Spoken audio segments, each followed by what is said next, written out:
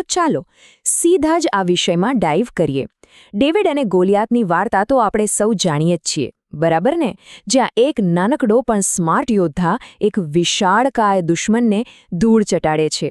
આધુનિક નૌકાદળ યુદ્ધમાં પણ બરાબર આવું જ કંઈક ઘટી રહ્યું છે. આજે આ સમજૂતીમાં આપણે ભારતની નવી નૌકાદળ મિસાઇલોની વાત કરવાના છીએ, જે સાચા અર્થમાં રમતના નિયમો બદલી રહી છે. અહીં એક બહુ જ રસપ્રદ સવાલ ઊભો થાય છે.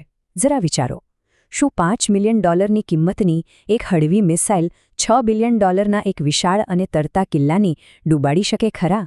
આ કોઈ સૈદ્ધાંતિક પ્રશ્ન નથી, આજના સમયની વાસ્તવિકતા છે.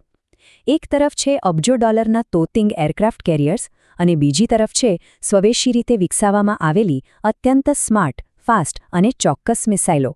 આ ખર્ચ અને કદનો જે મોટો તફાવત છે ને, એ જ આખી રમતને રોમાંચક બનાવે છે. આ આખી જટિલ બાબતને આપણે 6 સરળ ભાગમાં વહેંચીને સમજીશું. 1. નૌકાદળ સંરક્ષણનો પડકાર. 2. Long range hypersonic strike. 3. Short range stealth યુક્તિઓ. 4. મેન ઇન ધ લૂપ જેવી સ્માર્ટ ટેક. 5. સાલ્વો લોન્ચનો જબરજસ્ત ફાયદો. અને છેલ્લે હિન્દ મહાસાગરની સુરક્ષા. તો શરૂઆત કરીએ પહેલા ભાગથી, નૌકાદળ સંરક્ષણનો મૂળ પડકાર. આ આંકડો જુઓ, 80,000. આ કોઈ સામાન્ય નંબર નથી. આજના આધુનિક એરક્રાફ્ટ કેરિયર્સ એટલા વિશાળ હોય છે કે તે 80,000 ટન જેટલું પાણી વિસ્થાપિત કરી શકે છે. મતલબ, આ માત્ર જહાજો નથી, પણ પાણી પર તરતા અને સંપૂર્ણ સજ્જ શહેરો છે. ચીન જેવા દેશો પાસે આવા જંગી કેરિયર્સ છે, જે દરિયામાં તેમનો દબદબો અને વર્ચસ્વ ઊભો કરે છે. હવે, આ જહાજો માત્ર કદમાં જ રાક્ષસી નથી હોતા. તેઓ ભારે કિલ્લેબંધીવાળા ફરતા કિલ્લાઓ છે. તેમના અદ્યતન રડાર સેંકડો કિલોમીટર દૂરથી જ ખતરાને પારખી લે છે. એટલે જો કોઈ સામાન્ય મિસાઇલ ફાયર કરવામાં આવે તો તેઓ તેને બહુ દૂરથી જ ડિટેક્ટ કરી લેશે અને લક્ષ્ય સુધી પહોંચે એ પહેલાં જ હવામાં તોડી પાડશે. આ જ કારણ છે કે આ તરતા કિલ્લાઓને ભેદવા એ ખરેખર બહુ મોટો પડકાર છે. બીજો ભાગ, લોંગ રેન્જ હાઇપરસોનિક સ્ટ્રાઇક. અહીંથી અસલી ટેકનોલોજીની શરૂઆત થાય છે. હવે અહીં સૌથી રસપ્રદ વાત આ આર્થિક અસમપ્રમાણતા છે. જરા સરખામણી કરો.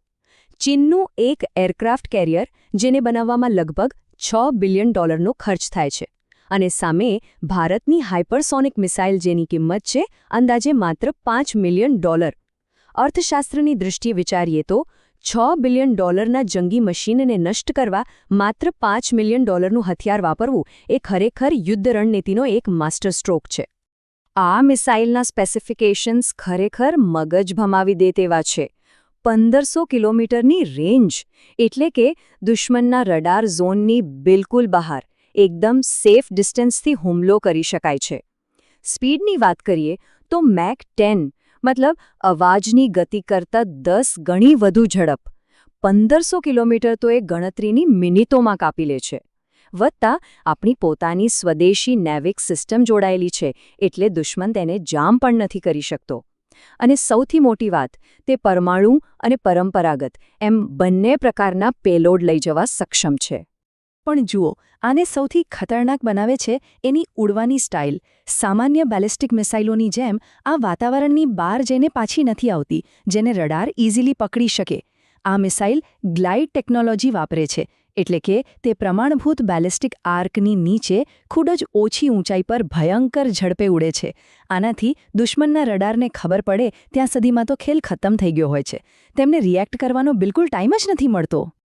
હવે વાત કરીએ ત્રીજા ભાગની, શોર્ટ રેન્જ સ્ટીલ્થ યુક્તિઓ, એટલે કે અદૃશ્ય રહીને કરવામાં આવતો હુમલો.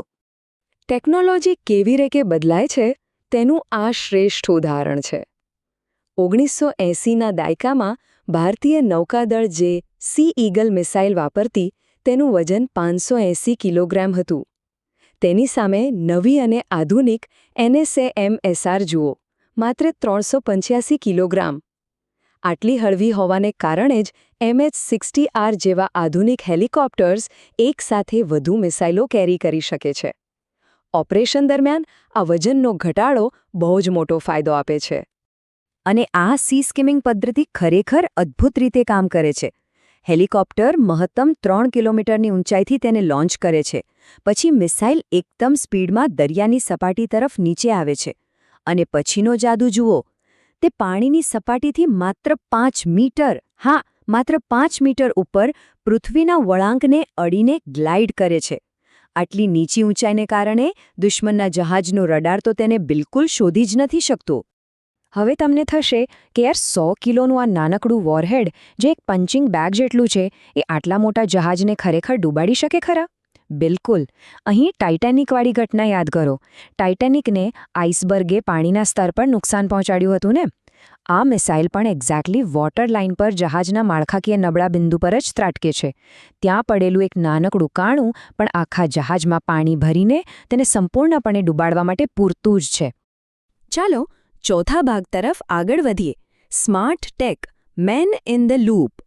આ થોડો ટેકનિકલ શબ્દ છે પણ સમજવો બહુ જ જરૂરી છે. Main in the loop.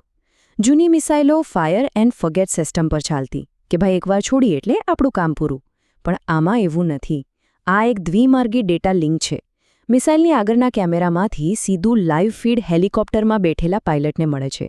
એટલે કે પાઇલટ મિડ ફ્લાઇટમાં મિસાઇલ ઉડતી હોય ત્યારે પણ તેનું લક્ષ્ય મેન્યુઅલી બદલી શકે છે અથવા માર્ગદર્શન આપી શકે છે. પ્રેક્ટિકલી વિચારો તો આના ફાયદા અકલ્પનીય છે. જો દુશ્મનનું જહાજ ભાગવાનો પ્રયાસ કરે તો પાઇલટ રિયલ ટાઈમમાં મિસાઇલને એડજસ્ટ કરીને ફરતા લક્ષ્ય પર સેટ કરી શકે છે. અને ઘણીવાર દરિયામાં સામાન્ય વ્યાપારી જહાજો પણ હોય છે. તો આ ટેકનોલોજી ખાતરી કરે છે કે કોઈ નિર્દોષ જહાજ ભૂલથી નિશાન ન બની જાય. ભીડવાળા દરિયાઈ વિસ્તારોમાં આ લેવલની ચોકસાઈ ખરેખર બહુ જ મોટી વાત છે. સેક્શન 5. સાલ્વો લોન્ચનો ફાયદો. આ એ વ્યૂહરચના છે જે બચાવને લગભગ અશક્ય બનાવી દે છે. સિમ્પલ ભાષામાં સમજીએ તો સાલ્વો લોન્ચ એટલે એક જ પ્લેટફોર્મ પરથી ધારો કે એક જ હેલિકોપ્ટરમાંથી એકસાથે અથવા ફટાફટ એક પછી એક એમ બહુવિધ મિસાઇલો ફાયર કરવી. આપના DRDOએ તાજેતરમાં જ આનું અત્યંત સફળ પરીક્ષણ કર્યું છે, જેમાં ગણતરીની સેકન્ડોમાં 2 મિસાઇલો લોન્ચ કરવામાં આવી. હવે આનો ફાયદો શું? જો દુશ્મન જહાજ પાસે મિસાઇલોને રોકવા માટે પોતાના ડિફેન્સ રડાર અને ઇન્ટરસેપ્ટર્સ તો હોય જ છે, પણ જ્યારે આ સાલ્વો લોન્ચ દ્વારા મલ્ટિપલ મિસાઇલ્સ લગભગ એક સાથે ધસી આવે છે ને, ત્યારે જહાજનું સંરક્ષણ સિસ્ટમ સંપૂર્ણપણે બ્લેન્ક થઈ જાય છે. તે ઓવરલોડ થઈ જાય છે કે પહેલાં કોને રોકવું. આ ઇન્ટેન્શનલી કરવામાં આવે છે.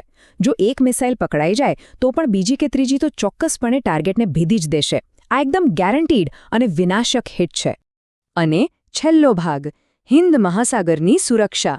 આ બધી ટેકનોલોજીની વ્યૂહાત્મક અસર. તો સૌથી મહત્વનો મુદ્દો એ છે કે આ બધી મિસાઇલો સરવાળે ભારતને હિન્દ મહાસાગરમાં એક જબરદસ્ત વ્યૂહાત્મક વર્ચસ્વ આપે છે. ચીન જેવા દેશોના નૌકાદળ વિસ્તરણ સામે આ એક લોખંડી પડકાર છે.